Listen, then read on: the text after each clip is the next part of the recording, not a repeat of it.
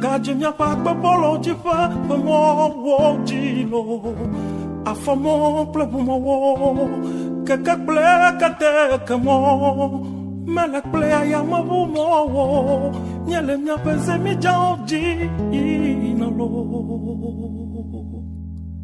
na plomi dedie na plomi ba fa fa de no buye ba ke ya ga bion mo khame Vovovo, tu peux pas nous cacasia nous l'omau.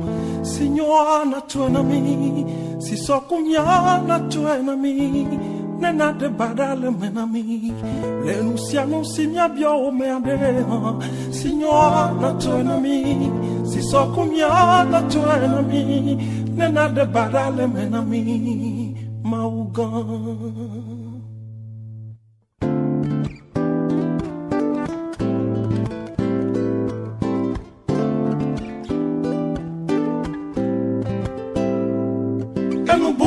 Che domi, niele clodila che domnao. No bi jiji pe nu pola o nu agba ke be pomito o don de ken boko na me pata. E ji le jomu de ken ya. Ne be ji le jomu anu ken ti o. Egbe mi gba wu wetri anu ya. Wetri ke me mi le ya. Wetri amenyia mi wenu. Eye eso ne mawu. Basile mi aji mawu ve mi anwa. Mi la gedo wetri amasile ke.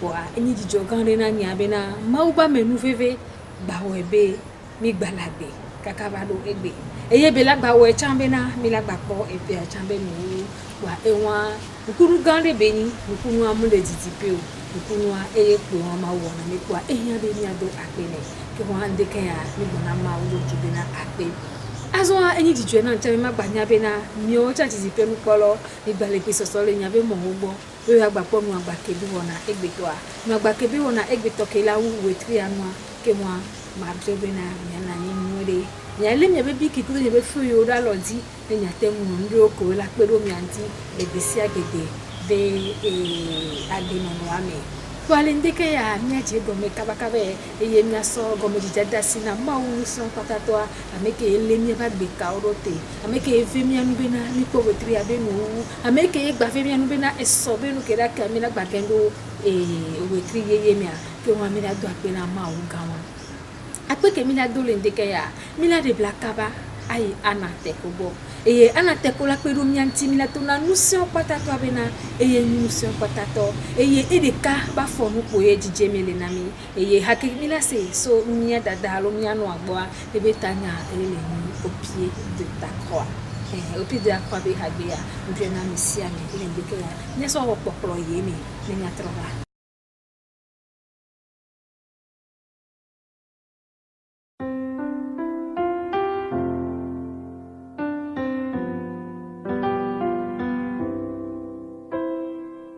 C'est au pied de ta croix que je trouve le réconfort.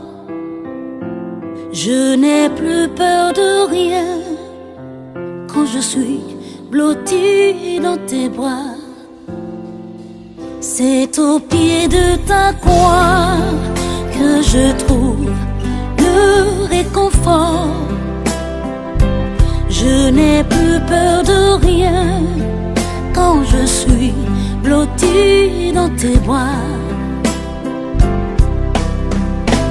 Assoiffée de ton eau qui me redonne la vie, tu me nourris avec ton pain de vie. La douceur de ta voix, je ne m'en lasserai pas. Quand tu me parles, je t'entends et je crois. C'est au pied de ta croix que je trouve le réconfort. Je n'ai plus peur de rien quand je suis blottie dans tes bras. C'est au pied de ta croix que je trouve mon réconfort. Je je suis blottie dans tes bras. Garde-moi près de toi pour l'éternité. Et en retour, je promets de t'aimer. Ressens-tu mon amour quand je chante pour toi? Il est si fort que je pleure de joie, oui, de joie. C'est au pied de ta croix que je trouve le réconfort. Je n'ai plus peur de rien quand je suis blottie dans tes bras. C'est au pied de ta croix que je trouve mon bonheur, Jésus. Je n'ai plus peur de rien quand je suis blottie dans tes bras.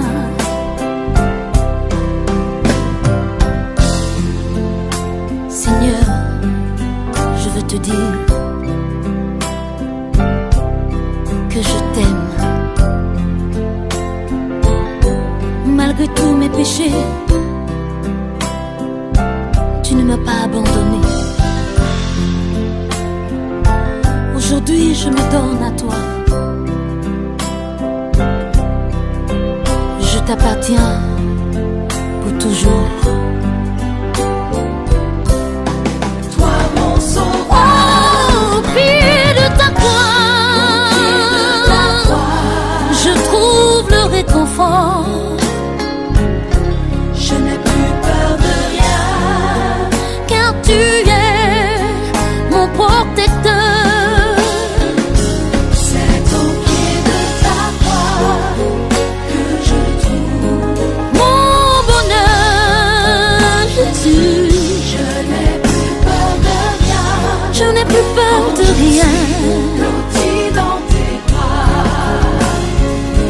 C'est au pied de ta croix que je trouve le réconfort. Je n'ai plus peur de rien quand je suis blottie dans tes bras.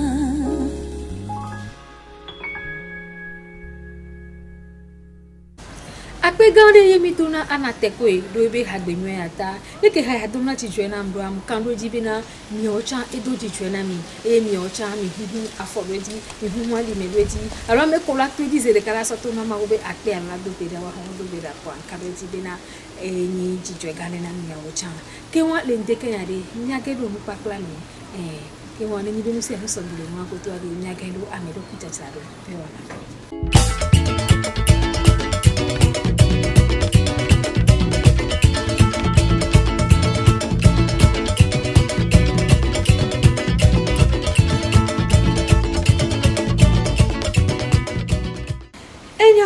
Baba amedo kitaja do wona me mi gendo voya ata sili ya gbalegbe soswe nke jona di nam le ti won le ngbe yu epo a eno na hadaji nam ndeke ya egba so bebe ya gba pe romi anti le amedo kitaja do be wona ata sili le beke do ma okay nyere egbe ya gbale ko be ko nyere gbe ntoro jenu ko la ba shisho ko le gbe to on jona ti namu. Il y a des choses que je n'aime pas. Que je n'apprécie pas. Yes.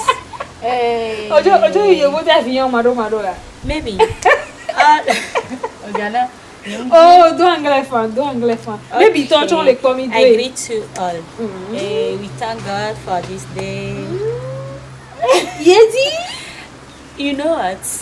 This morning my sister looked so pretty. Is that why I greet her husband? Producteur. You hear? Yes. Nya ya pa mi a. Nemu se bon le ti olo. We thank God for everything. Mi le do akpe na ma one inde se ade kebele wona mi a. Ne e family ke mi le la mi se me be mi a kanse ko do mi a. E jona jina mi su bon e na be mi akpo be ni mi va sande ya. Mi ko na mu sande ya ko mi gba wona. Serious. E yi won. eyewa e ndeke ane mi ba poda daga mi akpobe na sukulu bi kebenya sukulu bi adodo sukulu bi impeccable sukulu bi nyano sukulu bi mwe ko wakata eho wakata egbeba medoki jajaradoa unle da pena mi dada ya ke lava zande ya mi la kwa mi dada ya pero mi anti e mi komi ndeke ya mi akpobe na mi abenko me towo mi abenko me gbalo pro mi ame ko le komi mi jibe na mi akperu mi anti lele kebe wana mecha ado alomi tela yo onyo daola yo onyo kaka mi aso ilu wa le kola wa kero mi anti ya milana olanya le badine kususubena wana bate de piato la de gato ba ndeke ya nyima popo no kole mada se no mitata ola va mwati ne no mitata ova bone mi ponu kele no mitata ogba mi anya mi aste nya ke dira go ola segome piamto alole ko yo no go pono no mitata ovo kwa enu ke silvi dibe ya blo mi la segome you go to ni mi sobe mi sero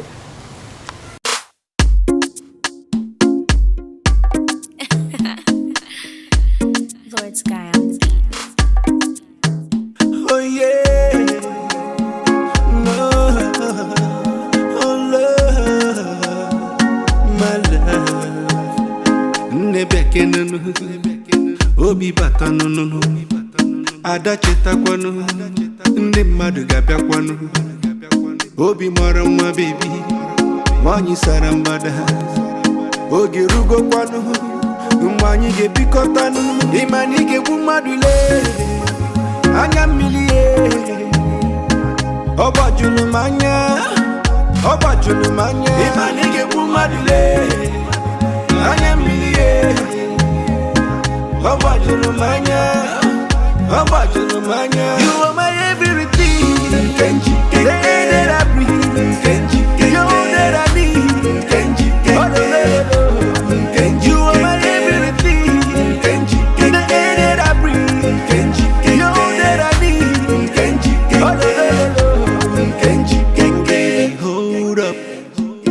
anytime that I see your face, I'm shining close up. Anyhow, when you like Mickey B, I go date you non-stop. And I'm a Susan, no you go. Eje go mo bodo you go. I what a malumanu, what a killing the boys them, what a cheesy walk ununu. They buyari the girls them, what a malumanu, what a killing the boys them.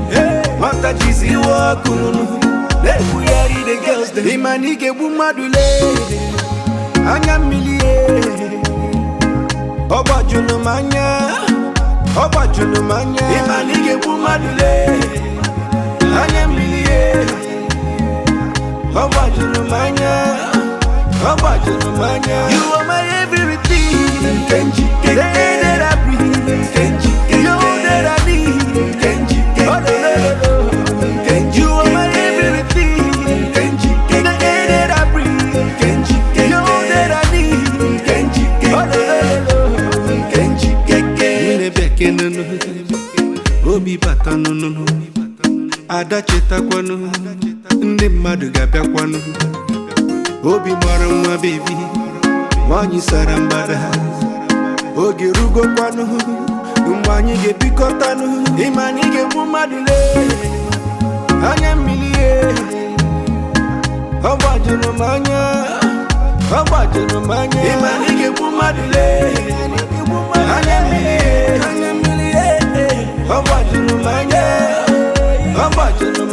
you are my everything Kenji the air that I breathe Kenji you that I need Kenji Kenji you are my everything, everything.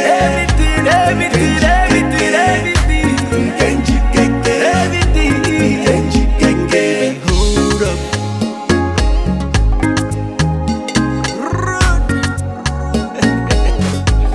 Boy, oh baby, hold up.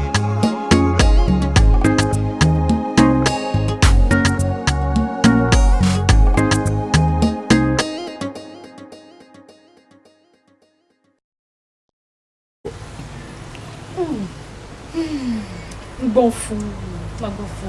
Docteur Lamel fa. Enye DJ me fou.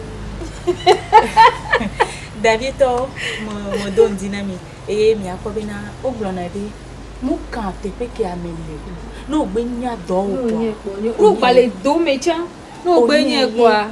Amela bo ke mi ano ya mi da pene do a esolo lo no fabe ya no trami do ya no lebe na mi o wa me ke chanji an bre sa ho o tete gogo mi alo no be an lo na mi kwa o te nglo na mi le ka 91 37 82 01 mi ayo mi le je wa mi abe WhatsApp number mi aso na mi ho wa ni di la nglo na mi la te nglo na mi chan le mi abe Facebook ji ne mi gbe po enu agbake ne mi gbe po enu agbake de Facebook ji kwa mi la po mi keke alo ne mi gbe YouTube ji mi gbo po enu agbake kwa mi la po mi nde pepe ke mi gbe wona kwa mi la po ele mi abe alo wi alo ni téléphone portable mi la oh la capo movi alors me toi que ne fi motologo ya e ne mo le gbajane gbabe ya e ne le wejoje ke we na be na WhatsApp wa mi be wu ye ji kwa nde pe mi ji na po no gba ke wona ya kwa mi la te ko le Facebook ji alo YouTube ji wa nde ke ya dada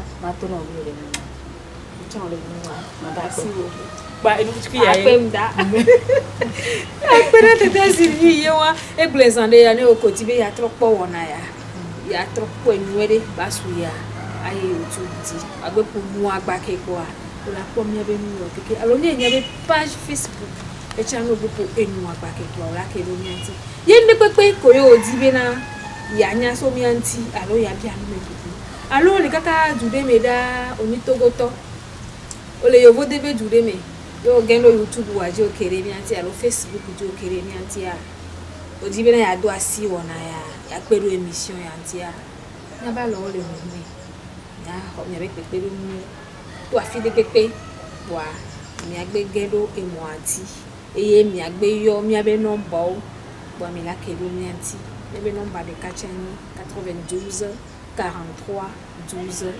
06 kuni WhatsApp yo gba lo pe mi la te yo mi la kelu mi anti nenya keye mi dibe yo ase alo me dibe na yo Sunday ro da mi nya pelu émission anti ne ba gba yin ko bikobe o ame yo le do gengbe mi adegbe yo le do e nya pelu wanti ne wa yin ko e ne Sunday pelu wanti ni ba gba yan o amojo wa po mi le tuta be na to go chan onu mi ria pelu mi anti ne mi yin ko ke won mi le no te ko mi abe yo enyo akpe na mi kaka e mi ta ta Sylvie chan keye gba e pula junto lo eye gba ve hole kebe nu ye mi po san le apoa o te no yo vode no dibe na mi apo ebe nu le togo fia la te yo mi chan mi la we kaka mi la ho nu o e mi la po le no gba kebe ona ke wa mi do akpe na mi le ke ya ne se hagbele ke ni ya so be ta Sylvie ba ve boje aroma ni wa ndeke ya ha ke mi la save gwan ele so master popa gbo master popa chani togo vi le ke le wa vunto eye ebe hagbe ke mi la save fi je ebe ta nyele ni edulanyo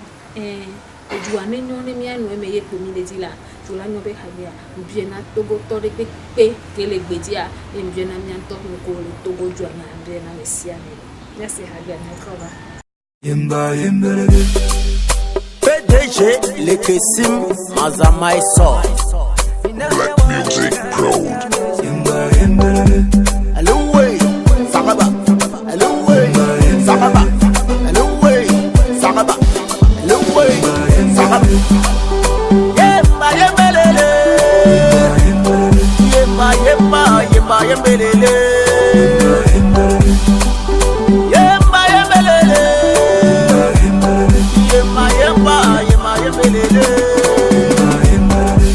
C'est le travail qui fait l'homme, travail, liberté, patrie. Notre devise, en retard tu viens au boulot et tu rentres très tôt. On te confie un ministère, tu gères mal. On te confie une direction, tu travailles mal. On accuse les dirigeants, on critique ton président. Est-ce qu'on peut évoluer dans ça? Faites premier, Benjamin Larry. Est-ce qu'on peut évoluer dans ça? Est-ce qu'on peut évoluer comme ça? Est-ce qu'on peut évoluer dans ça? Est-ce qu'on peut évoluer comme ça? Rodeo Boombox. Son Excellence Léo Lambert Abous. Hello way, Sakaba. Hello way, Sakaba. Hello way, Sakaba. Hello way, Sakaba.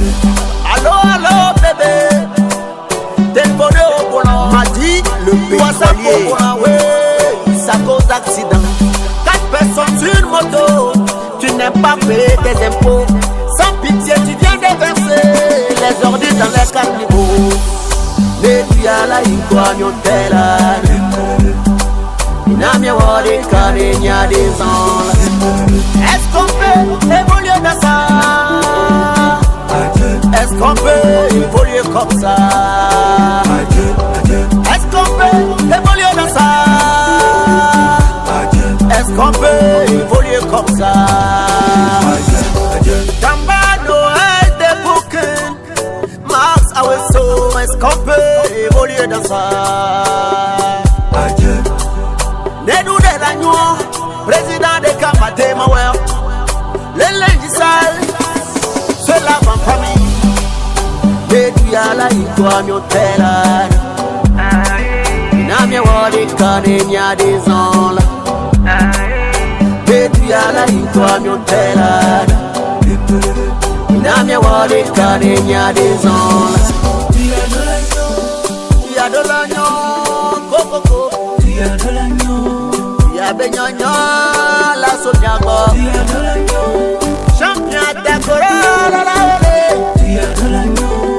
Mon frère Yéné d'Akona. Tia de l'agneau. Tia de l'agneau, coco. Tia de l'agneau. Tia benyonyo, la somiago. Tia de l'agneau. Tampagata, le bâtisseur. Tia de l'agneau. Tia benyonyo, la somiago. Tia de l'agneau. Agore transfert, papa kader. Tia de l'agneau. Tia de l'agneau, coco. Tia de l'agneau. Tia benyonyo, la somiago. Tia de l'agneau. Pascal Tossou, le bigo double S. Tia de l'agneau.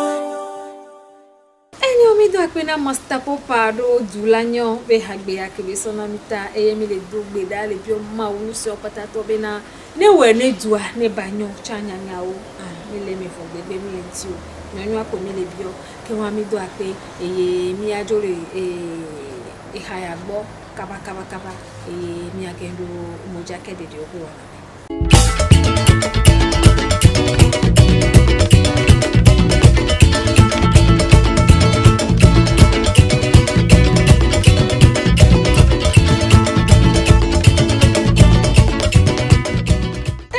Mojake de to avadomia domeboy. Avadomia domebo ko mojake re. Ro kwa to me mozele ka kola de la mole jake ya. Mo malu. Basil weso. Leke ma ke doro. Au fond là. Au do keke. Au fond. Familia keke fond.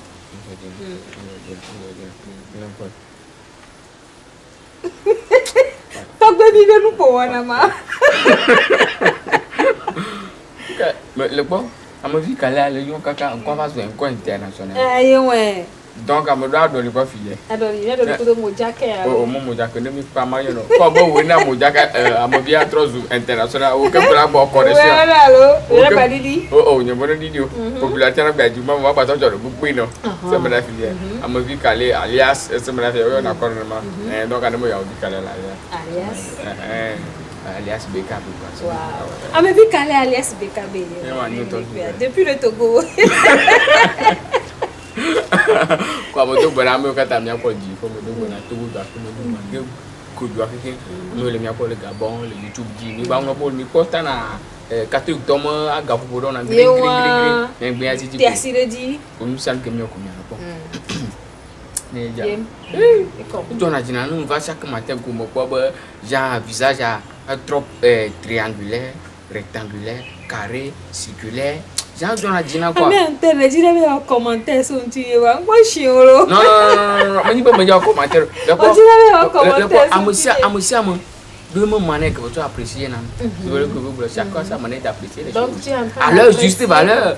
Donc, comme il y a une moitié de la carbone, je vais passer par 1000 et 8 mois. Voilà, ma tourne autour du pot, ma toisie. Commentaire, oui. Le tourner autour du pot, le goyonner. Le point de le bon, c'est comme mon abonné à le fil de ha ha ha ha. Il y a même toi, il y a qu'à dire bon, là. Donc, bon, il y a là, tout du coup, il y a ma coupe d'abord. Et les hackers à gogo. Bon, il y a au directeur. On a combien d'argent? Combien de gens ont dit aux amis? Il est dit là. Pata malu. Nyare pepo. Ya to jigo san nyina mo ko jigo san le ko mo kai se bele ko to mi nye ne ko. Le ti agba yin na no. To ama be to yan ka se ma gbo ma to jigo san nyina jigo san lo yin do. Le ti agu nyina gbo. Amo ka lo ofun kudo, amo ka lo yin kudo. Jagba la obi na la le fufu. La pon ga me mi je le ti ye ya me ya. Oyi ko le wo vai ba we ko. Na ye fi le won le no mo de le mo de ma le si bele ya gbo le be ga bi mo. De gbogbo ra kusubo bia ba te wo. Ko fi gele ba ga de gbogbo la dara bia mo jo ko mo junga. Agboto mi ni amose mo na buda no jaji kwa. E kele wo do do mo no bia. Le tin jaja ba ko kwa. Ga ma la ko to ta no titi. Awo ora gbo mo de bia ko ya ma ton do si wa. 45 ans amaga ara amaga ko mo su ni si fa. La ko de menti ko. Ma to jigo za ni bia mo ko jigo za. Yo ko bula ko ba je le ton ga ki faire les commentaires, le commentaire la ko ya mi ba ki no. Si am les commentaires. Quoi? Commentateur. Ma kwa blue. Hey. Ama mani to kula ka ba ya ga bonde. Boom crack nation. Basaye. Mo basaye. Ako do la no a o misa zu no to do ki. Ya do jigo za nyuna jigo za lo. Amo ko la tena je nya ko ta jigo za ko. Jigo za nyuna ko. Nbe ka do lo ba mari. Na no jigo za nyuna no ko. Ntama ko ko. Jigo za nyuna. Ma no mo ko ka bla do jigo za nyuna. Fofoni na ruda danya Aristide ko le jigo za lo le mo da. Di mo ko ka ko. Do bene Aristide le ka a ento le komda e la goe. Aristide do jigo za lo. Ok, kwa le ko ka do mi cho vai fie. Kona mi ne maru.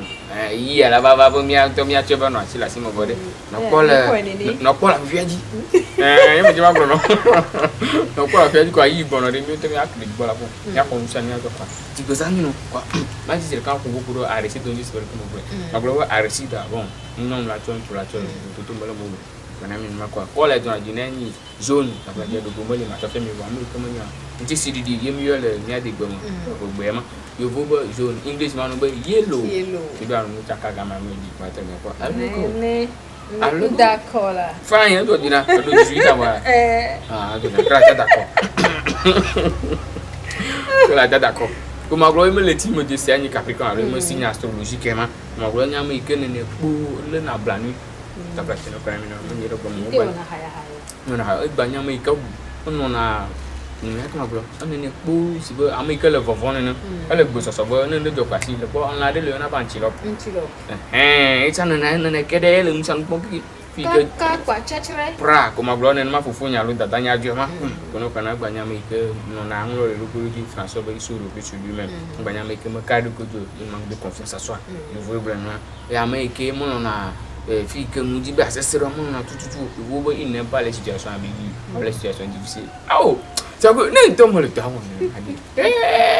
que mo ba to ka funa do ko nya bo agento ka funa do ko yema bo di to na gbo ma no wo ke ma no gbo di dia ka me okay no gbo nya ba chan gbo le di o me ya lo yema ko agba nya me ke sina le mo do no gbo mi penen ma lo agba nya me ke do na to ile attentif ni ma gbo ma agba nya me ke ngbo ba la je kon ke ya o po bi no mo teacher ba nyi o ta flache wo fi ke ba teacher ko su bi no nya ba na gbo me ba nyi o do na mo kpora gbara ni ki mi aje kon agba nya me ke de na bla su bi da mo ha le ki ma gbo ma ba nya me ke le ki ri a ro jina la nya so tito e mo na bo nu sa no ni to e mo na ta ba amonu gbo bo e pa re sida to nyelu la question non na ma il n'est pas été possédé et il n'est pas possessif non ya ka bonde egbe an gbala forum to le mo la mo se gwa yo gwa ba santé de fer o bia bo mo china ko ne victoirement nyanye bo me santé le se ba gapo no ko mo wana mo gapo cha jana kara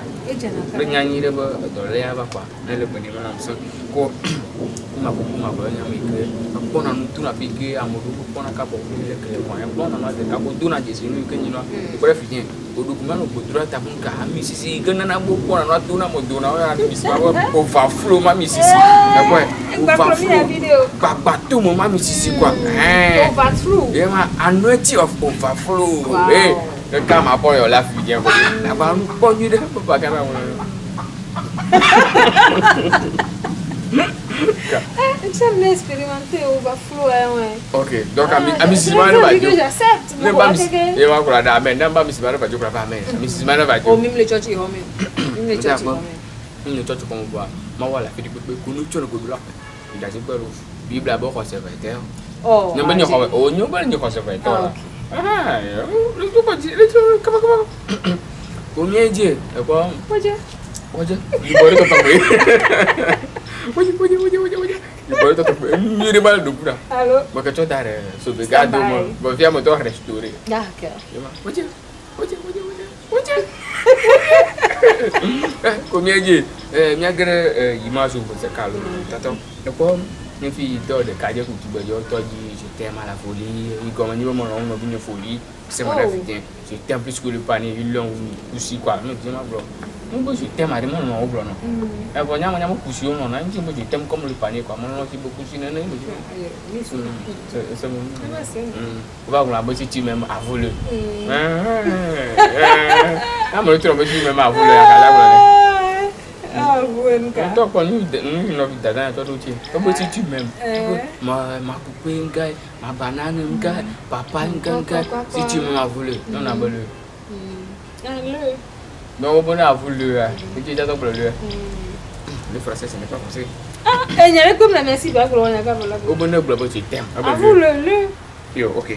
Non non, tata voulait toi quoi là travail. Oh bah vous mêlez. Ah quoi voulez? Ah voulez. D'accord. On t'a pas non tata voulait avec. La travail mon ma po. Ah non, toi mon fou. Ajo vivi na. Wa o nya nke mu wa na. Egbele na to na me. O wa manyai kwa kele bleu faire. Ina wa egbele na to na me no ka bien na attention. Kele bleu faire comme c'est quoi dit qu'on bon ne mi akua mi no pour avec modération. Sinon ça lui gravement à la santé. Il va cuire quand il est d'accord. Et ma quoi le mettre deux maisons répétition le quoi qu'on va mettre le français c'est pas français. Le français c'est pas français. Français ya. Na matériau ko da zile ti. Ah, ajo zubo do am ta me do di be wa. Amu to tong lo fiang do do. Ah, we ya le. Quoi eje. Bon, ta ko be ta to ko ba ka la choro na cha to tu ku. Quoi le bo no bro gar mo ko ba ibe. Mo fia ba le dubra la mo de ta. A lo cho si dara mo de ji. E pali jo la ma ji. E te bele ni pastor. Mo ja no bla ba no gbo ni be pastor mo ya ba. Pastor mo de ku ni cho ko la mi mi ko ji ko da mi jo ka. Ko ma bla ya gbogbo. Se mo na ke. Pali on to du du. Boy, e wa la ta sira ba. Merci parce que m'a traité par là étape que par là on va m'a tika sous bon il y a trop voilà va ta c'est dit qu'on comme un plan il me bon ma oui le dormir et a tiko encore docteur encore combien tu passes bon la délivrance de 3 pas voilà même bien trop sois loué Seigneur Jésus sois loué Démon sort de ce corps amen sort de ce corps amen sort de ce corps amen Démon sort de ce corps amen sort de ce corps amen Démon sort de ce corps amen sort de ce corps amen sort amen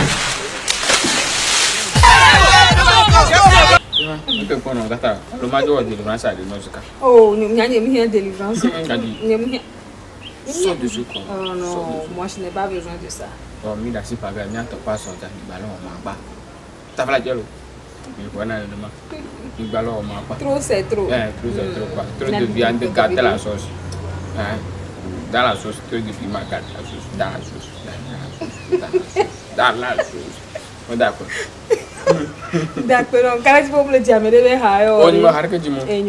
Eyo basi rakpe ndakpe bende kan ya o bakpe romi antimi ba ko no cha covid le tepe ya ya o na bena ncham no un peu détendu quoi on a un peu relax ba kala ti bene mebele na mi achala nya ba ho mo wa ndakpe na mi kaka enyo mi ase hakpe de kan nya so do bazile ya lo e pompo su do la ba ni tambide ya se onel biati be ha onel biati okudo shal ozo wa me ve odi ha ni na mi e ha ya ele mi ade gbeme ele epegbeme e ha be tanyele nene bele kojo la lon kofi ma lon afi la lon ajo la trio c'est la vie et la gale wa na se ha gale nya trova agbe me fenya elo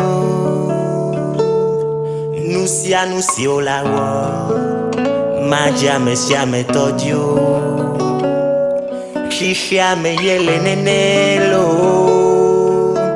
aleke kona no maja me sia me todio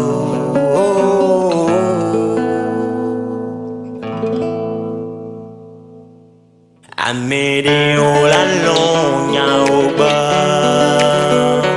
ya medeo yo la trigna oba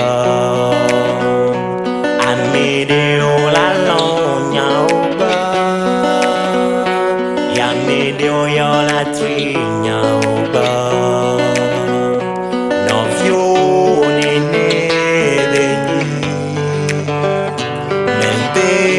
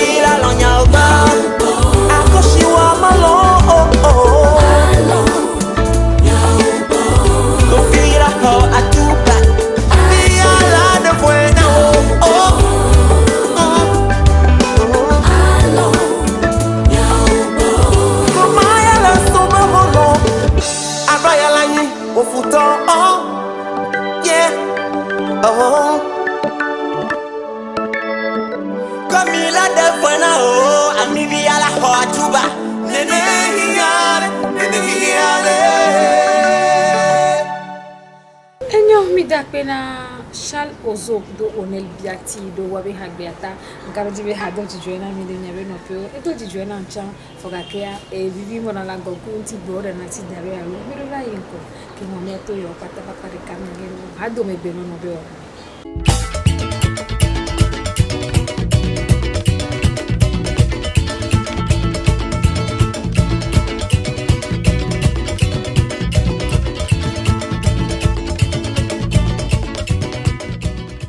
mi bene no ro na me migelo voya e ka Silvi va trova e le buoni de mia banido e bebe ha do me bene no ro na tra Silvi ola no pe allo vuole ti te no magdo ame be kata o pata pio e no ngaro si be e be a nde gale asio ke ola de to na ni mia ku me po ya ka ka me po do nke mi la so aso pro mo de to Après la danse que la menia sirika ke a ngbado anyi no nwe na dipen polo wele do di yo ma wele do adi nyamonya ba ni le no wa yo bode jo le nya no na senya yo bode jo le nya do agbe yo bode jo le nya si o mashlonga wu abolo gbe oja so pra ocha no to ho mo da pe Et tita, et Georgina. Quoi c'est dit non, le fait quoi? Georgina, yo, quel est bébé hado? Non, be wana me ada daga njibe ni ano tepele ke ni tepe vivi na nyanye dede abinyo no nya. Nembe abinyo no nya anjila glon ni sukunyo no pata bo anjila tido toko ande gbedo anyo no ye muni. Le nyibe nuko. Ni glon na ni sukulu video bebe to nya anyo no ja chirale no na nya ni sukulu video. Ni nonado de kwa mi jina la de zodomina mi asoro kwa ya no koko le yusu an le wo do de sokudo wa mi jina la so bubu keje ti asoni so na o wa donc enyin de ke ede na funa nya nyi dede wa ebe akpa ke mi ja no so ede ni abe edo wo pati no ndo hia wo isukuro hoda sedi gbale kan ko hoda ne be da sedi gbale o wa ye be va de so la flache do ya fike o le alo fike ni so adola kole ya ni so non, et doit y aller. Quand je fais que mila ya, et doit la temba passer. Mais la nuit, on m'a va y voir. Et dobu, tobona, et doit y accorder la wa. Imaginez la suite. Divorce pour et de ya divorce pour et de ya wona tena ni so se bon brene. Kengboy et de ya wonina ameke ti fa wanga ni awe boda. Nenu so ale we be to be na ele we. Et jaso vio no alum jibo ne wodo cha ezena wa nyusu ke glona be na awo ojo hoda sedi gale ba e do ya to be mu le fi ware o majo we anya be nyusu a eleji ni na o no eleji nko yi na vo ami anyo nu be jajira be goyi ne mi gbe ho banka mi po mi jo le bete se yi va yi banka enu ke ye be nana enyinde ke ye va nana wala be na ne mi va da ho ma be mi ga no do kwa nyusu mba dans la civilisation. Toi, nous sommes des gens avec nous. Nous incoa. Nous sommes là, nous sommes là. Ah, qu'est-ce que tu dis? Après, nous avons un peu ça va. Après, kaka. Et dis, nous nous bonnes wa. Ye, insena. Ni ato. Ogbonnabe. Nous que pas gambu na mo. Alors nous que l'encona nous sous. Mbu na mo. Elle a été mon aîné. Elle a battu nos beaux bouts fa.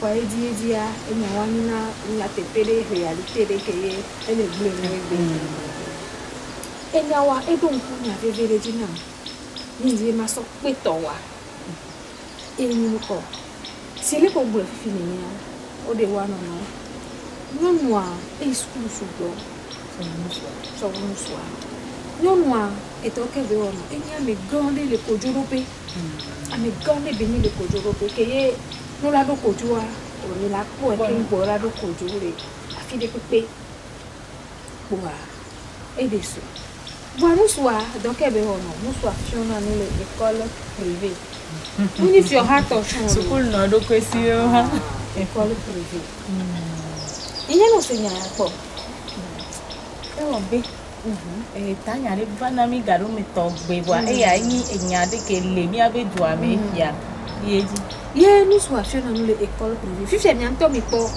déséquilibre gbogbo wada eyi fifi fi ko le san o haya hoye o la file to bo be na won to de pe la ha me bokakia o haya hoye le avundra drame nyo mo aba ko be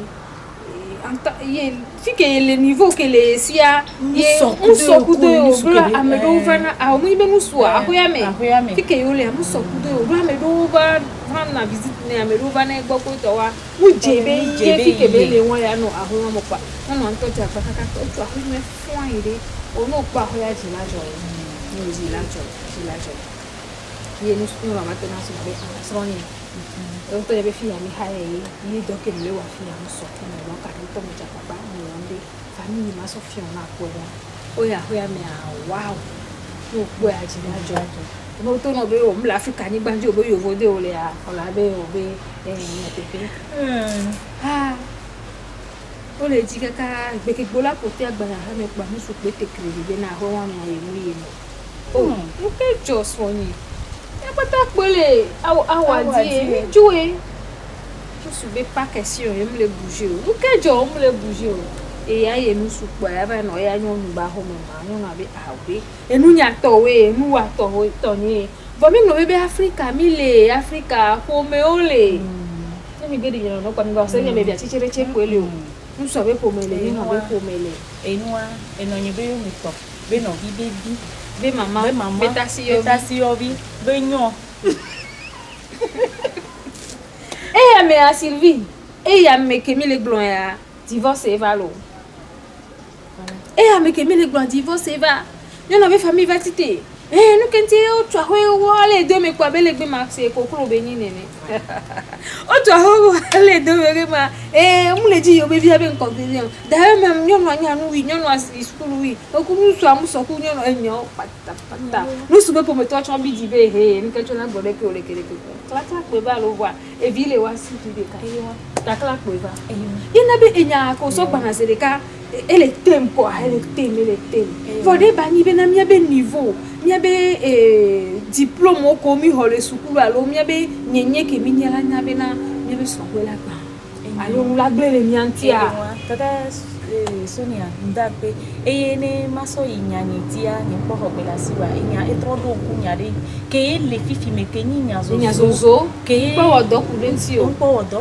ele ni be nu ko nyono acha le wodo nu so acha le wodo ni aglobo wa pata kule po a vovo meme oyi voanu ke nyono an wona ni be na no haya hoya le ke se mi ave studio ya fifi anyon bi ala be aode et la ponde kokobi e potole menti kokoko ende potole menti odo la trova e di a eho le fike ne nebe noa do la nani de a ni so agbonbe o yen tom le otoni e fifi mi le wo e ade mi ma ega mi le gui mi agbonbe mi ko ya alfa de kao body na o ne mi va iti e ho ke le bla ton ade mi ma economie bla ton ye po le nyinya Aoulou, yes, on m'a dit, moi en tant que ceci, et en tant que ya, et n'y a n'y a où n'allait dormir, ou va blon, on va n'y a bon, non, il tourne au bois, non, d'azon, à toi bien, c'est bien, faut bomber pronom, ma va et beaucoup, à vazon, à n'y baloma. Qu'est-ce que tu veux, Azon? Capi rouge. Et y a pas ta et les filles de corps, égoïs, so, ils soukoulou que mounia dengoa, homa que mounia, donc y a mounia d'eau affiliée. Ebendewe ya wo benuko mi pone ko bena nyonu nke minya mi va buna mi abe nyonu nyi asi hokokele nyonu ogbrombeda nyonu yelena asukwe nyonu yelena ahwe plana ye be nyina ahwe nyina atike ye branche ati alozeo tonane ye be nyana popo tena do intia mi va buna mi abe valeur alo asi hokokele mi anyonu osia Zande ya miako no mitata ro lava moitié lekebe no mitata wa no kena be jona be georgina nyanye de dia miako be nyonu o le jila pla asi no do voilà chawa nyinde le nyonu no mia ne mi tona be nyonu o le funu ho de doctorat o ho wa be maîtrise o ho wa be licence o voilà ne be nyonu o be nu ko Mposo nem jite ja idomia le apete nyime wala ko avo avo ke ye be tobe nyonu nyi toye we o nem jite ya savon liquide do la no apete nyime savon liquide ya bele ko wa ko be nyi toye we ma bla chomo aloma so de via go bulu me nyi toye we nem nyina ma va sena apetonyo ma va sana collègue nyu ma hado la nyu alo nem wodo nyi bo ma to ma di sa ma va sanu mi ko be ko mi anyo no mi ona be express ale cha ase de gomi ya de bibi opo ma gba ba no tele pa konti ni be nyonu la so ebe sukulu ke be yin ko wa be nunya aso pe de homa toti ye ba de vina homea homa nunya ko de sukulu nunya zona wana fike ni be na minya homa poa ni kare di be na homa Antoni ndele do kwesi homa to de ba so ga kora lo me na wa Oma ya huevo no nto mbidi ntio wa ewa kini hapo no metata sivile ko kuleza nde ya nini ya so kuroga biantia nyako no metata wali ukimila ko lufunwa ni trova esusu de la mia de retu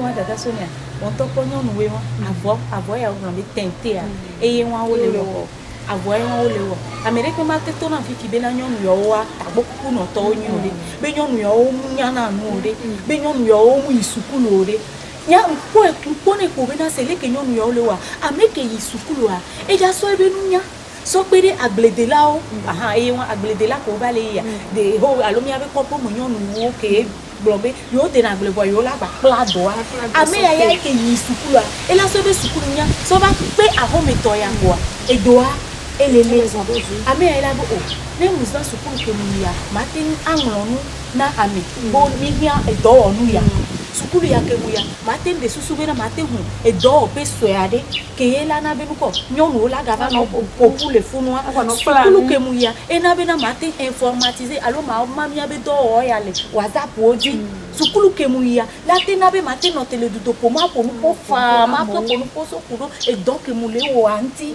nya po be na ho manyanya be anye no do afiro o mu sukulu ke mi ho da se di gbale ya la sinye e ya la sinye boa e ye parenti nyebe to da se di gbale alo sukulu ya ke mu ya mu tele wo doya e ye olado idée de créativité alo d'entrepreneuriat e la pere ametier e la te so wonde ke la deviner nya ko be neni mani mo popo na mi anyo no be mi ano mi ado kuluju alo de ya mi la be na obe mi asoro ni mla mi azon waje to gbo be nyusu ole ya wacha mi de kukune wa ya sudole ya wacho sena tame vile nefi ke nyonu wa no ko ebula mbe no be nyonu ama wodo e ya enyi nu buke mi na ba ko ya carrément voilà fia mi gba ko be mi abe ho manyanya la na be mi azunu ya alo mi agbe be mi na ba wodo de so to bo be na sonyi ne omuji doke jenam comparativement na Roma que la signa. Non, il m'a battu. Là, je reste à la maison, tu me paies à la fin du mois. Et bien, on le. Il a payé, ma. Je reste, et là, non, et il dit que ma tête de la série, avado, assis les motos, non. Ah, mais qu'on le doit si les motos encore. Non, bébé, non. La série, dans le codo, basi, colado, le moteur, stratégie de l'é, colasso. À 16 ans, déjà on y a odo esprit d'accueil, odo esprit de différence. On la mettre différence. Non mais gogo la personne fait immédiatement mais amé toto leme et ntini blon na be mignon noa sans blon na be nyon de school ya mu hia ode ne gbe wole gasi be nyon ne yi school a o ko be na nyon les sociétés mais les hamea et nana be ko e hateli na ke be te ina ko 1000 voix d'hommes, une seule voix de la femme. Ça fait que quoi? Ça fait que ça change les choses. Quoi? Et bébé, voilà. Et on fait Sylvie après mi pompo su go va mi blonya ke ehia be mi agbo. Nyon be do ya ehia. Ehia be verinto. Yemi bona gasia gamele mi be wona ya me be nyon le couper ngana ni ba so alo do atami dare o. Oteni so heavy. Oteni amegaho.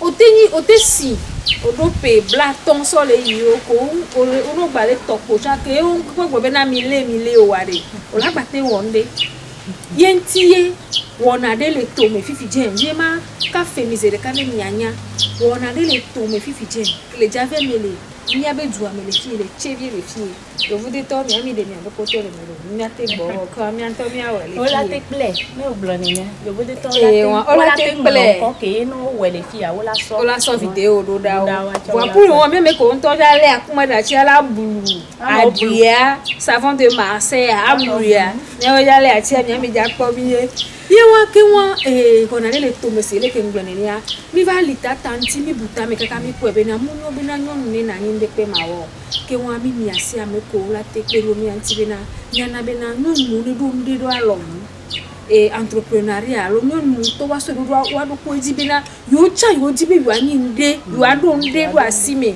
ye na ye wetri ke me ye mi le jaje so ye ni blombele ko wetri mo be nkeke we ton wan dia we ton we ene aku we aton nkeke ton mi le ja o nkeke ton wa amedo da so lo me lava ava fiumi ndo ko mi la o nke we mi le ja o la fiumi mo adi savon de Marseille adi commission le na si yo wa la fiumi de ke mi la we savon liquide la fiumi de ke mi la we sérigraphie ke o na ndo a etiko oji ye mi pona ni so mi jadu ayizan le fi mi pa ayizan be triko nu kekeke won le ko la fion on to la we ro on topo premier mère a le dudi banavo ye pour mi anto mi plaît quoi mi be plaît do nouveau comment mi be asiga mi be plaît comment mi we kiki mi no nya be ko already mi ta be photo already kiki moi mi le dia fi on no kiki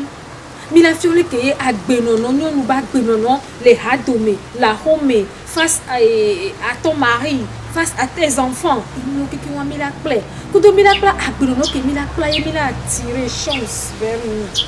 Et à Mouni Bena et bonbon, mais bébé à ou et nous pas player.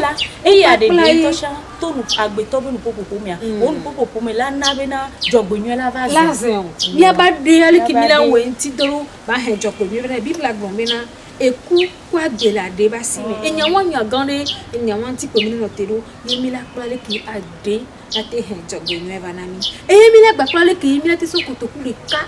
Il y a de Kadia, il a 10 millions, 34 millions et plus. Ah, mais là, la fille de c'est maintenant, oh, attention, elle est possible là. On a ça côté coup de cas, on a 32 millions.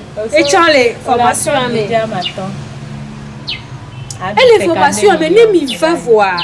Yéné, mi va les filles, on voit, mais là, il y avait, ah, que moi, non, toi, et ma café mi vire ko mi la 30 ans et mi la 2 millions après Kenya ma trotte be reji bena mi debla so ko ke mi bele ko no agba ke bi wona ya kwa mi te gogo mi angolon ko le ke wona oda yi do kwa mi la se mi angolon ko mi bobo ya obe wona mi akpara bena de enya ya gbon mi le de munye be nya de won bi de ke la so so mi amesi amela kwa mu le no te ko mi lo mu nene wa kamila va yi Kiwa mtakpene teta sibi le miabe wona ko gbana me ade mi la ba fi o mi le ke mi la won kwado number ke mi la so na mi wo ti mi la won kwade ya mi la se wa chan fi ke mi le da o mi papla le mi la gba se wa chan udo nu ke mi ko we mi la pra ke mi la gba tro do so fi o mi ke wa ne ni be mi le toji ka popo ya mi won chira mi abe go me do mu yi ga gbogbo de mi la tu olo a o mu yi ga gbogbo de mi la tu e ga fi tu kire pe consider ke ro ya dia mi la ye ti mi la se ni o keke mi banko bena egbe lenu agbakebe ona chan edalote ya ke wa antakena nya meko pata ona mi agbo eye mi se mi abe nko kakabado ka popo ya mi amido akena mi eye mi bale bi o ma hu so pata ko bena eye ke gba ko mi kaka wetiri aku gba ko mi do wetiri ye mi a e la gba ve mi anu bena nu si ami ke mi hia e mi te pele wetiri mo le la pele ye ani ni mi asanti ko ko so ma e ka ke wa egbe to chan to bi fie ni so a na gba to bye bye. Après non kaka ewe wodo Ajemia pa bolo jifa mo wo jilo afomo plebu mo wo kaka ple kate kamo mala ple ayama bu mo wo nyele mia pese mi jaoji inalo na plomi dedie na plomi ba fafade Nubuye bakeya, nyaga biono hame, vo, tu bebe nu kekesia nu lo mau, signora na tuenami, si sokumya na tuenami, nena de badale menami, le nusiano simia bio meade, signora na tuenami, si sokumya na tuenami, nena de badale menami, maugan.